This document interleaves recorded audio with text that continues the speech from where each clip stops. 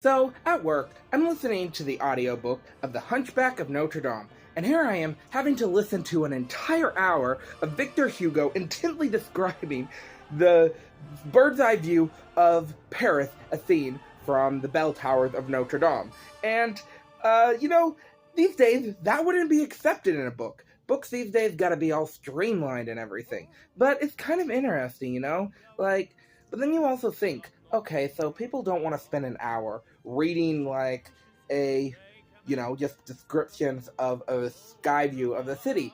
But, at the same time, it's like, well, sometimes it's interesting to just get perceptions of it. Like back then, it was probably like, this is the only book you're going to read, maybe, or, one of the few books you're going to have access to. So they want to include everything in the book.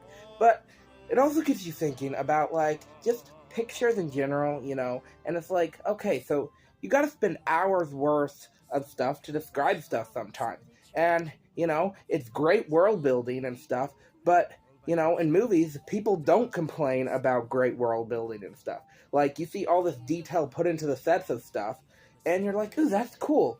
And that's something you can show with just a few, like, 10-second shots and all. So it's just interesting to see, like, how the amount of detail put into a book, if you put the same amount of detail into a book that you put into a movie, it would be critically looked down upon. But, you put that much detail into a movie and people just accept it because it's happening right there and, it's just happening. But, you know, but I personally, don't mind. I'm kind of interested in just seeing the whole picture of Paris and stuff.